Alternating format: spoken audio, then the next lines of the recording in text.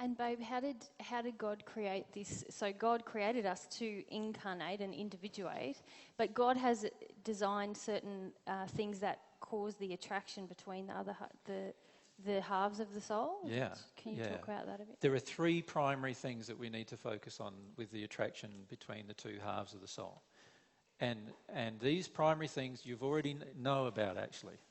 So that's a blessing, right? You already know them. The first primary thing that causes a huge sexual attraction between the two halves of the soul is truth.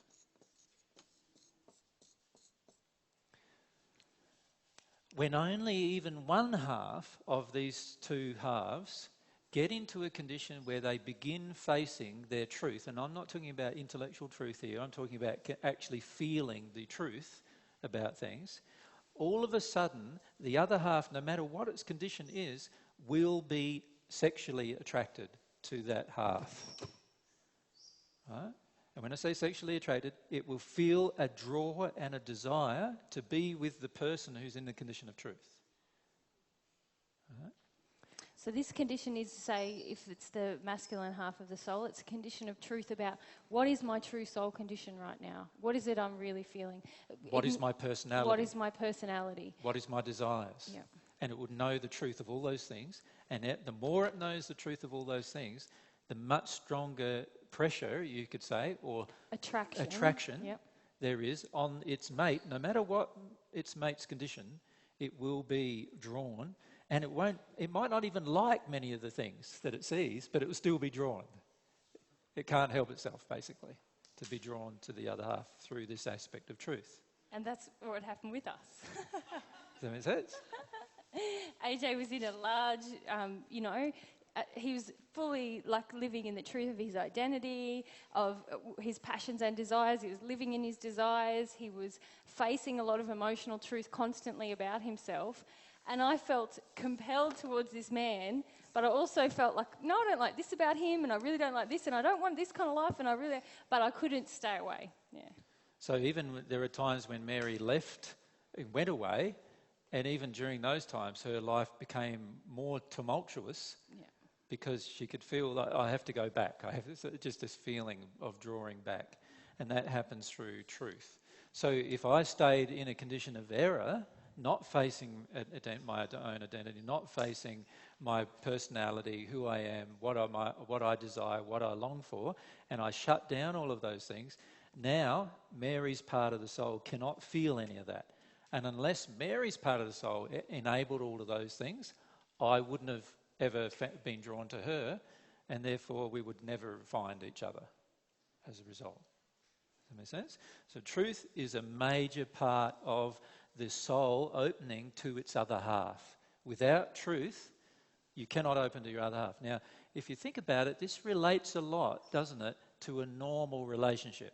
A normal relationship, we cover truth over quite frequently.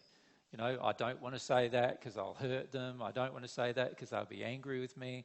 I don't want to say that because they'll feel bad about themselves, and so forth and so forth and so forth. So we have a whole list of unwritten rules, a whole list of them, of unwritten rules that we make so that we don't tell the truth to each other.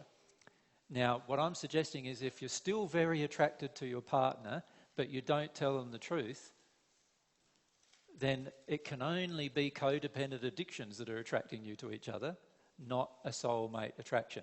Now, by the way, two halves of the soul can live in codependent addiction with each other without actually knowing that they're soulmates.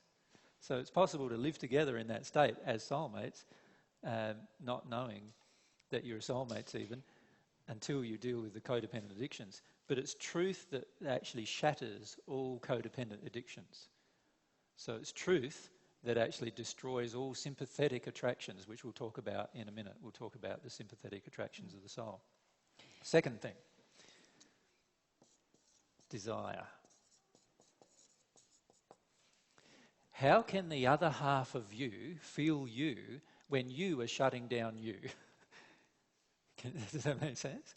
If you're shutting down your desires and passions, in other words, your real self, how is it ever going to be possible that the other half of your real self will ever discover you?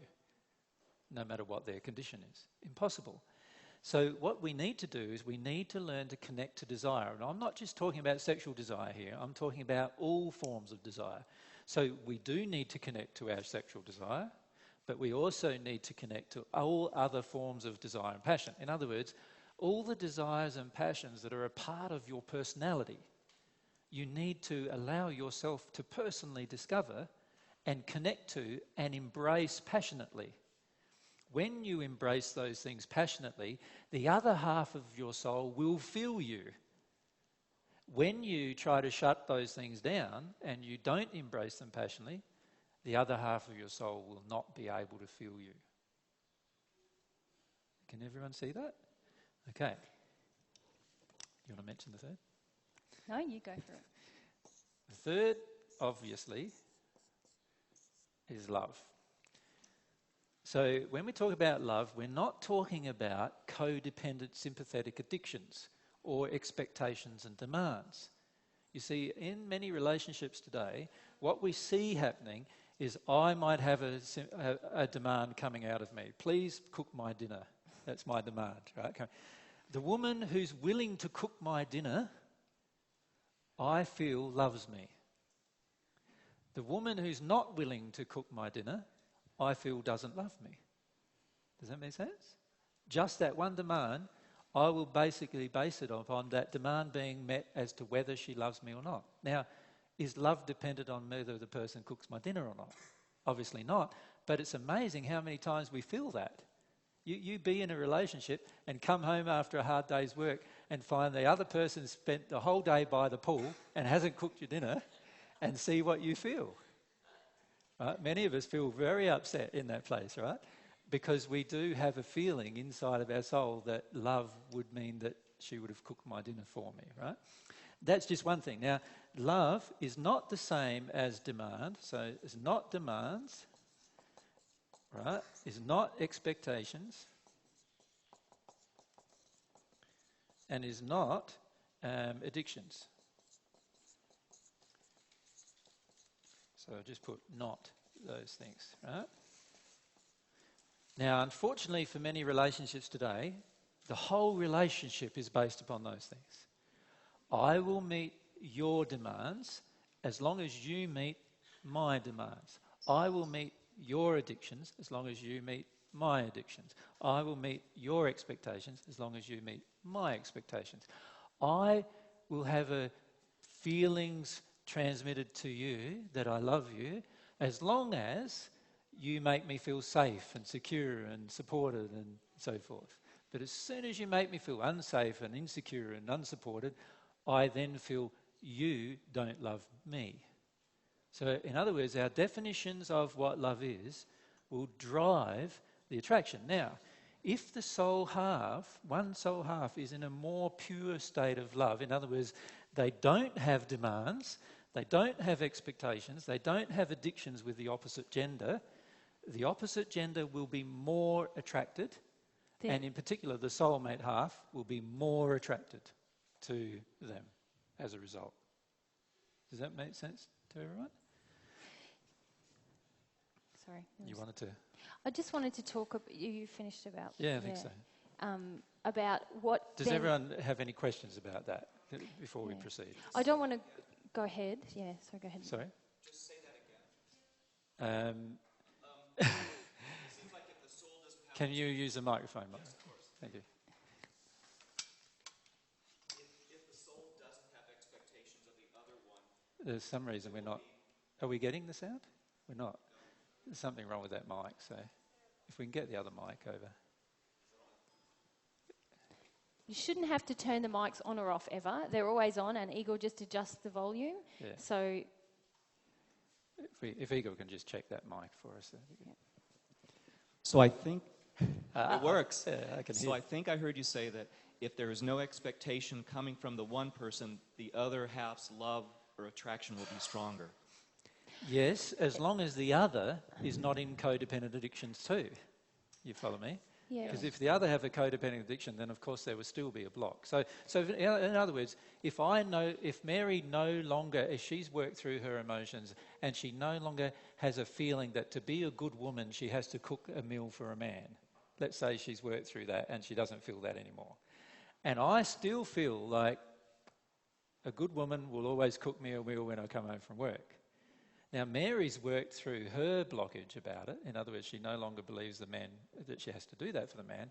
But me still having the expectation is going to affect our joining, isn't it? Because I'm going to then believe she doesn't love me. And if I believe she doesn't love me, then I probably won't want to be with her.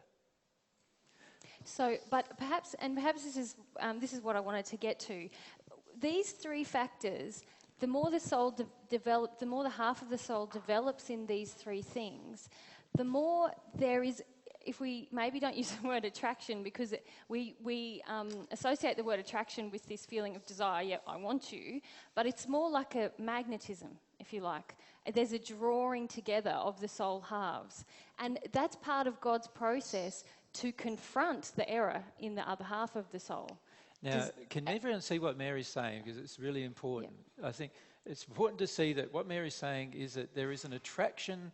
The soul, the two halves of the soul will be attracted to each other, not necessarily sexually at this point, but if they were in truth, desire and love and in perfect in that, they would also be attracted sexually, of course.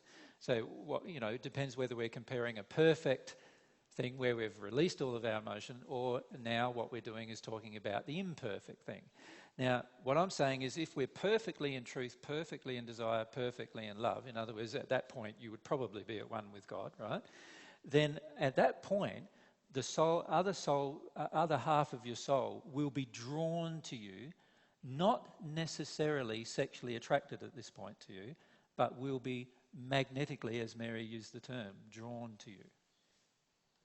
Yeah. So, and perhaps I just wanted to talk about what God has created in the soulmate relationship, because it is this. Remember, the other half of your soul is the other half of you. So you're very matched in terms of your passions and desires, your loves, your creativity, what you would most like to do with this individuation that you've been given. And when you come together without injury, there's as we teach, eventually there's a complete merging back into one soul. But before then, there's this beautiful experience of the sharing of love energy, for want of a better word, a part of which is unique and sexual for that person. And but the sexual is only a part. It's a part of this beautiful connection that can exist, and it's like a flow of emotion, of energy between the two halves. Yeah. And so in other words, if Mary activates her desires strongly, I will actually not only feel that more strongly attracted to her just generally, in other words, I'll be attracted to the fact that she now has these desires, because if I'm activating my desires, I can feel, her desires and my desires are pretty much identical to each other, and that then is, of course, going to cause a attraction. But on top of that, it also, if I'm clear emotionally, will open up different parts of my body and cause me to feel a stronger sexual attraction to Mary as well. We'll talk about the relationship between these other attractions and sexual attraction as we go. Yeah. And just what it feels like to me, when you're talking about the demands, expectations and addictions, very often, even if the couple are two halves of the one soul, it feels to me like it's almost like the facade self. There's like there's this murky division between us where we're just wanting, you make me feel good about this injury, I'll make you feel good about that one. And we have this kind of, it's not even a connection between the souls. It's a connection to help us avoid our souls. It's a connection between the fake selves. Yeah. Not the real self. Yeah. Remember, the soul is the real self God created, and the fake selves are the selves we create in order to avoid the pain of what our parents created, which is a long way separate from what God created. Yeah. Soul attraction, so the true attraction between soulmate halves is based on what God created is inside of these souls, the personality and nature of these souls. Yeah. And so even the most fantastic relationship we feel we're in or we've ever had right now it's really like in comparison to this beautiful connection and sharing, openness, joy, sexual union, this flow between two individuals. This thing that we think is the best thing we've ever had doesn't compare at all to the beauty that comes from this open space of feeling your true perfect mate, really. Yeah. Can we also illustrate, can you see physically how when you are two, let's say you're a couple that are not soulmate, a couple, and you're drawn together and you're in this binding, even if you're in perfect condition of love, so both, even if you were both at one with God, in harmony with truth, desire and love, and I suggest to you if you were doing those things you probably still wouldn't be in the relationship, but let's say you were still in a relationship with the person sexually, and I feel personally that that's impossible, and I haven't ever seen anybody in the last 2,000 years of my existence in that state, but if that could be the case, each half of the soul would have completely different desires. They would have completely different personality because they are belonging to a different couple altogether, their soulmate is somebody else. And as a result of that, to stay in the relationship, they'd have to overlook the fact that we have completely different desires and we have completely different passions and we have a completely different measure of truth inside of us. Like every soul, even in its pristine state, has completely different aspects of its personality. And as a result of that, there's an automatic gradual separation of the couple as they grow towards God if they are not soulmates. There's going to be an automatic separation of the couple. Now, in the first century, I was asked the question, a woman had 7 partners while she was on earth. She was married 7 times. Which one of those men would she stay with then if she was in the spirit world, was the question that I was asked.